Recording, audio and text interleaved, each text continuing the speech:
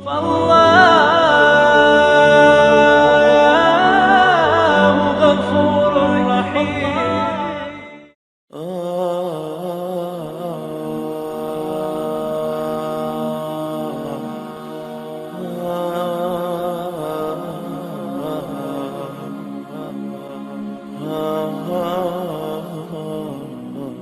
Saudara-saudara, kita duduk di majelis yang mulia ini untuk memperingati Isra wal Mi'raj baginda Nabi besar Muhammad SAW. Kita duduk di sini, kita tidak pernah memandang langsung wajahnya Nabi. Kita tidak pernah berjumpa langsung dengan Nabi. Kita tidak pernah duduk bersama-sama dengan Nabi. Untuk apa kita duduk di sini kalau bukan karena iman dan cintanya kita kepada Nabi Muhammad? Padahal kita tidak pernah berjumpa dengan Nabi, bertemu dengan Nabi tidak pernah, duduk bersama Nabi tidak pernah. Tapi kita beriman kepada Nabi Muhammad. Kita cinta kepada Nabi Muhammad. Kita umat yang dirindukan oleh Nabi, umat yang dicintai oleh Nabi. Rasulullah ketika beliau sedang duduk bersama para sahabat, Rasulullah berkata, "Wahai para sahabat, tahukah kalian golongan-golongan yang soleh? Tahukah kalian golongan-golongan yang mulia?" Sahabat berkata, "Apakah para malaikat ya Rasulullah?" Rasul berkata, "Bagaimana mungkin malaikat tidak mulia sedangkan mereka berada di sisi Allah? Ada lagi yang mulia. Apakah para nabi dan rasul? Bagaimana mungkin nabi dan rasul tidak mulia sedangkan Allah menurunkan wahyu untuk mereka? Ada lagi yang mulia. Apakah kami ya Rasulullah? Bagaimana mungkin kalian para sahabatku tidak mulia sedangkan aku berada di tengah-tengah kalian? Ada lagi yang mulia." Kata sahabat, "Allah dan engkau yang lebih tahu ya Rasul." Rasulullah menundukkan kepala, Nabi Muhammad menundukkan kepala. Dari kedua pelupuk mata beliau mengeluarkan air mata, membasahi pipi beliau sampai ke janggutnya beliau. Beliau menundukkan kepala sambil menangis dan beliau berkata, "Golongan yang mulia ini, golongan yang soleh ini, mereka golongan-golongan yang adanya nanti di akhir zaman.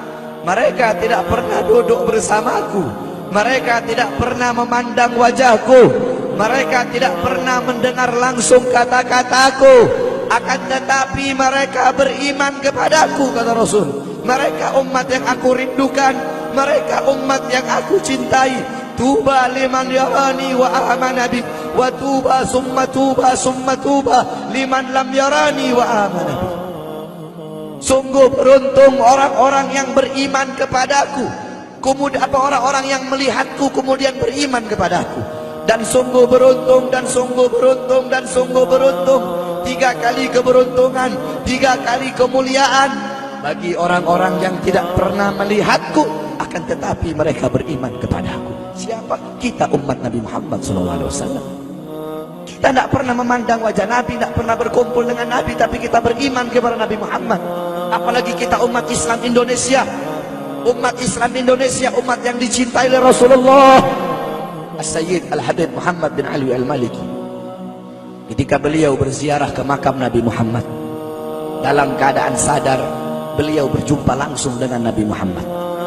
Di belakang Nabi Muhammad ada ribuan orang.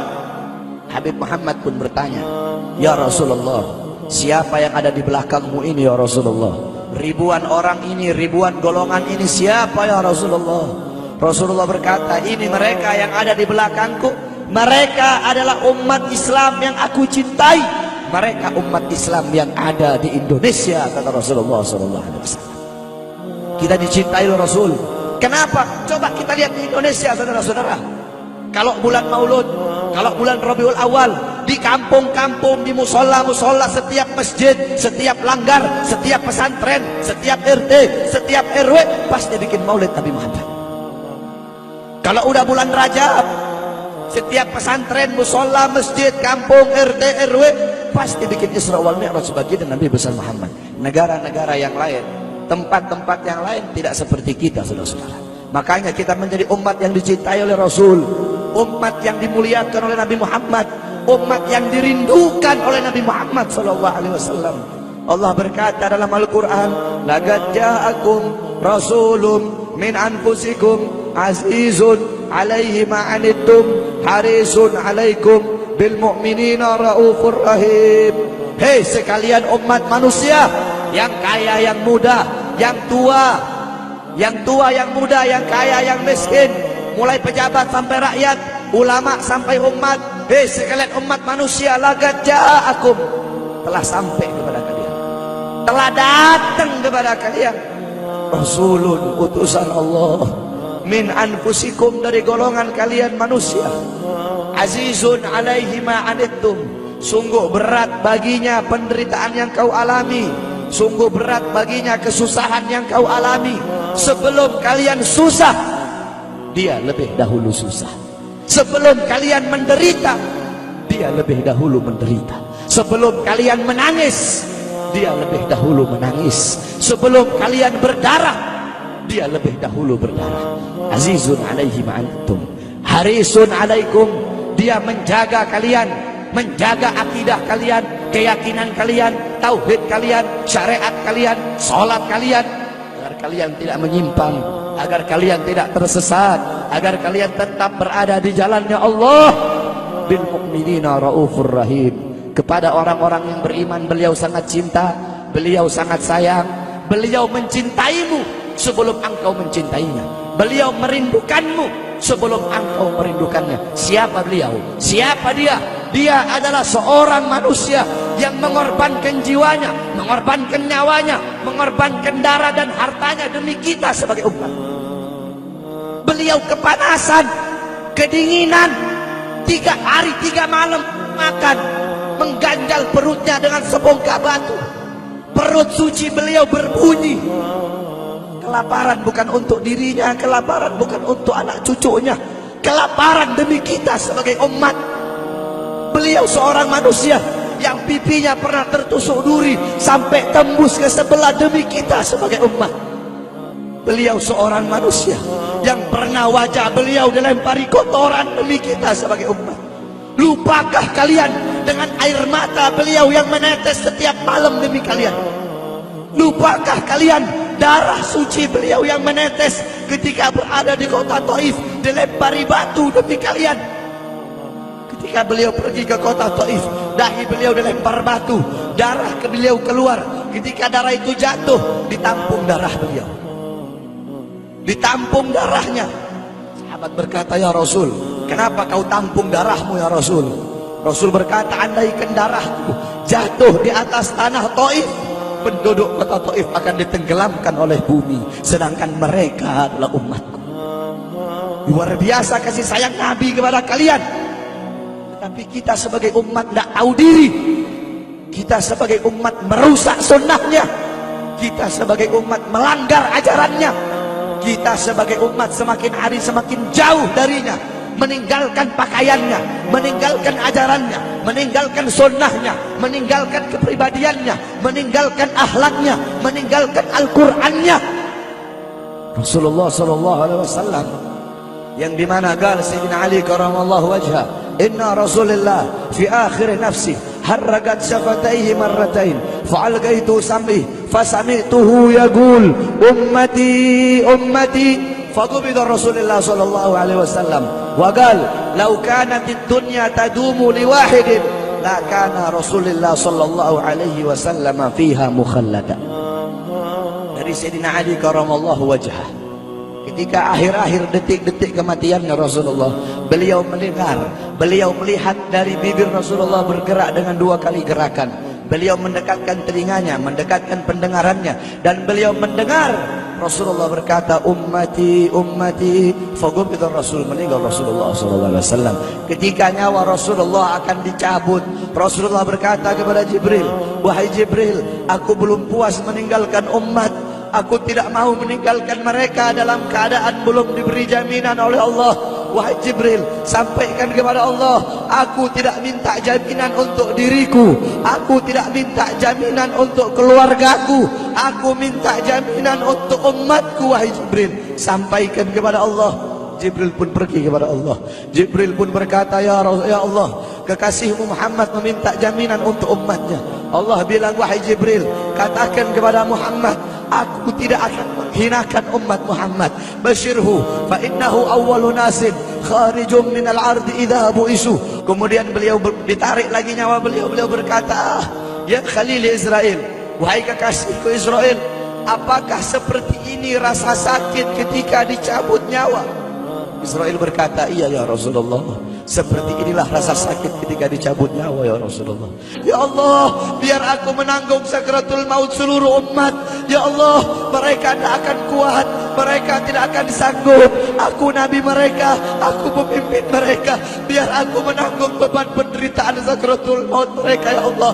Biar aku menanggung sakratul maut umatku ya Allah. Di mana kita sebagai umat? Apa yang telah kita lakukan untuk Nabi Muhammad? Nabi berkorban untuk kita. Di saat detik-detik terakhir nafasnya, tidak memikirkan rasa sakitnya, tidak memikirkan pedihnya, tidak memikirkan beratnya. Beliau memikirkan nasib kita sebagai umat. Kelak di yaumil qiyamah, ketika para nabi dan para rasul berkata, nafsi nafsi, nafsi nafsi, diriku sendiri, jiwaku sendiri, aku urus urusanku sendiri, aku tidak bisa tolong kalian. Ketika para nabi dan rasul, mereka tidak bisa menolong kita. Rasulullah Muhammad ibni Abdullah, Nabi Muhammad bersujud kepada Allah, Nabi Muhammad bertekuk lutut, beliau bermohon kepada Allah. Beliau berkata, ya Allah, aku tidak minta pengampunan untuk diriku, wala Fatimah, wala Hamzah. Aku tidak minta pengampunan untuk Fatimah, aku tidak minta pengampunan untuk Hamzah. Aku cuma minta pengampunan untuk umatku ya Allah, untuk umatku ya Allah. Rasulullah tidak meminta pengampunan untuk dirinya, tidak meminta pengampunan untuk anaknya, tidak meminta pengampunan untuk paman bibinya, tidak meminta pengampunan untuk keluarga atau anak cucunya, tetapi beliau meminta pengampunan untuk kalian sebagai umat. Karena begitu cintanya beliau kepada umat, karena begitu sayangnya beliau kepada umat, sampai-sampai beliau berkata, lau yushaku ahadukum li syaukatin fi rijlih la ajidu ala ma'a fi qalbi. Andaikan kalian, salah satu dari kalian kakinya tertusuk duri, andaikan salah satu dari kita yang duduk di sini kaki kita ada yang terkena duri, pasti kita merasakan sakit. Apa kata Rasul? Maka aku tidak merasakan apa yang kalian rasakan, kecuali yang aku rasakan, sampai dalam hati aku rasakan rasa sakit kalian. Ya, bagaimana cintanya Rasul kepada kita? Apa yang sudah kita lakukan untuk Nabi? Sudahkah kita mengorbankan kedua mata kita untuk memandang hal-hal yang disukai oleh Nabi? Sudahkah mengorbankan kedua tangan kita memberi makan golongan-golongan yang dicintai oleh Nabi? Mengorbankan lidah kita untuk mendakwahkan, mensuarakan ajaran syiar Nabi? Sudahkah mengorbankan kedua kaki kita melangkah ke tempat-tempat yang diridhoi oleh Nabi? Kita masih belum bisa balas jasa Nabi, dan tidak akan pernah bisa membalas jasa Nabi Muhammad. Jangankan kita duduk di sini berjam-jam, walaupun kita duduk di sini sampai pagi kita duduk, seumur hidup kita duduk di sini, masih belum bisa membalas jasa Nabi Muhammad. Sekalipun kita merangkak, engkau merangkak dari rumahmu menuju makam Nabi, merangkak bukan dengan kaki, merangkak bukan dengan bukan dengan tangan. Walaupun kalian merangkak dengan kedua mata dari rumah kalian menuju makam Nabi, itu masih belum bisa membalas jasa-jasa Nabi Muhammad sallallahu alaihi wasallam. Kita tidak bisa membalas jasa-jasa Nabi Muhammad. Kecintaan kita tidak ada apa-apanya. Apakah kecintaan kita lebih besar daripada kecintaan seorang anak kecil yang ada di zaman Syekh Abdurrahman Ad-Dibai? Di zaman Syekh Abdurrahman Ad-Dibai, pengarang Maulid Diba, ketika beliau ingin berziarah ke makamnya Rasul, ketika beliau ingin ziarah ke makamnya Nabi, ada satu orang anak kecil ingin ikut berziarah. Maka kata rombongan, hai anak kecil, engkau tidak boleh ikut. Ini perjalanan memakan waktu berhari-hari, bisa 4 hari, 5 hari, bahkan sampai 1 minggu. Kau tidak boleh ikut. Pergi anak kecil tersebut. Pergilah rombongan Syekh Abdurrahman Ad-Dibai untuk ziarah ke makamnya Nabi.